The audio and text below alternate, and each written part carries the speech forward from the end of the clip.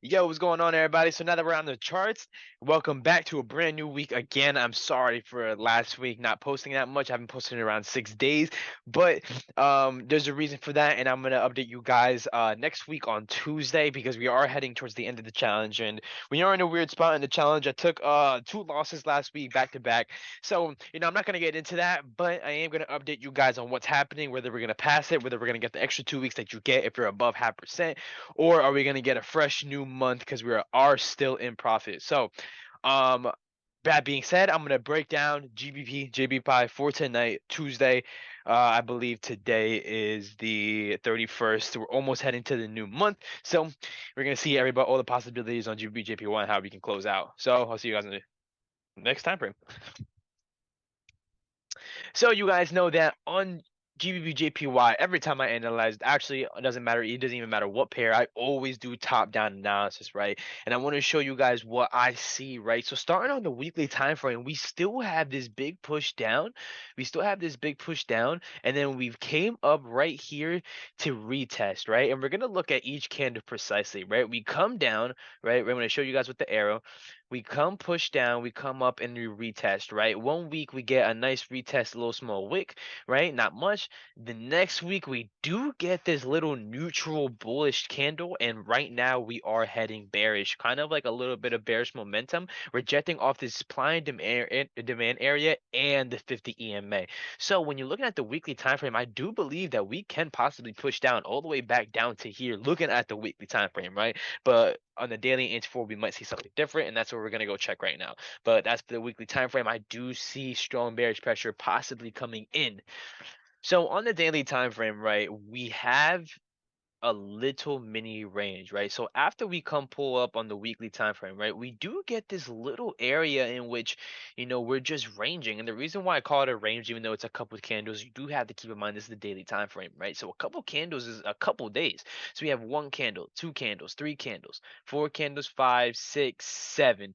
And right now, currently, there is an eighth daily candle forming. So for 8 days, we have been in this little area, right? And what helps me track the area that we're in is kind of closing it off in a box, right? This is our range, right? In between these two white boxes. This is the range we have. We have 8 days in this range, right? So because of that, I have established a no trade range right here. No trade range. Because why? Well, because on the daily time frame we're just bouncing off these levels, so this doesn't make sense for me to personally to take any trades in here, because we can just go right back up to come right back down to come up right back up. We could be ranging for the rest of the week. We don't know. But so for me, I do want a nice no trade range to kind of cancel out any possibilities of losing in a dumb scenario, right? And not much is going on other than that on the daily time frame. We are hovering under the 50 EMA exponential moving average. We're still under rejecting the supply and demand area, now moving bearishly, kind of looking like we're going down, but there isn't enough confirmation to go bearish, right? But on a weekly and the daily time frame, I am seeing a little bit of bearish momentum, bearish pressure coming in, especially with all the confirmations that we have. We're going to look into the 4 hour to see how we could take this trade. So, a couple of things on the 4 hour, right? So, a couple of things on the 4 hour, we do have this little daily range that we marked off, right? And I'm going to change the color so you guys can see it more clearly. That is the range that we just closed off on the daily time frame, right? So, I do not want to trade in here. Where's my no trade range little words? Did I delete it? Yeah, okay. So, we're going to establish this as a no trade range. Remember, no trade range.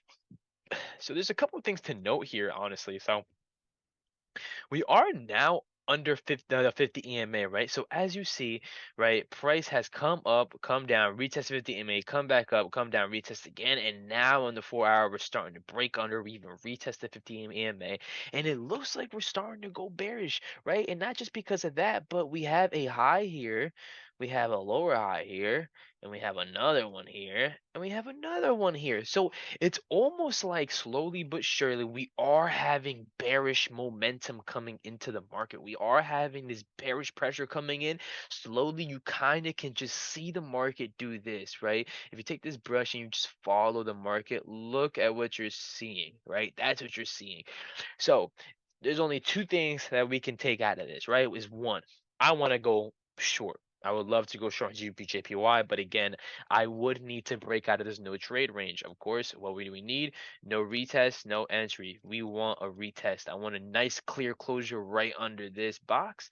I want price to come back up, and I want price to retest, right? That's what I want. That's exactly what I want. And I do believe that price can end up coming down to touch 156.500.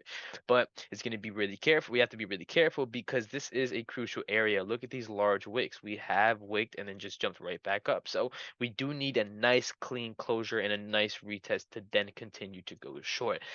If we do go short, I would like to see profits taken right around over here at the 158.500 area. Because if you do see, we do have areas of support and resistance right here. We have this nice wick over here. We have this gap over here. We have a nice retest right down here, nice and small. So I would like to see I would like to see price to short and come make a nice stop down here, and then hopefully either stack positions or hold all the way down here as I originally am planning to take. So again, how could we go the other way? Well, I don't really want to go the other way. The only other way that I would go the other way is a nice clean break and then just get a complete break of structure. And at that point now it's just a completely different trade, and that's when we just reanalyze again. So if we're gonna go long, we would definitely have to break this entire zone over here, right? This is a huge area. We'd have to completely break, completely retest, and then just go the other way. It's gonna be a completely different trade. But with the way that GBPJPY looks right now, I do see GBPJPY slowly making its way downtown, making its way downtown. So that's exactly what I have for GBPJPY. I do have price melting down to at least 158.645 as the first stop, and then after continue date down back down to 156.377 at least. So that's my breakdown of GBPJPY. I hope that kept it nice, clean, short, easy. I hope you guys have your post notifications on so you guys see this, analyze, go look at your own chart and see what you have. And hopefully you guys take this trade with me. Again, follow me on Instagram if you guys don't already, where I post everything trader related. Thank you guys for watching. That's my breakdown of GBPJPY, and I'll see you guys in London after we win, baby. Thank you. Deuces.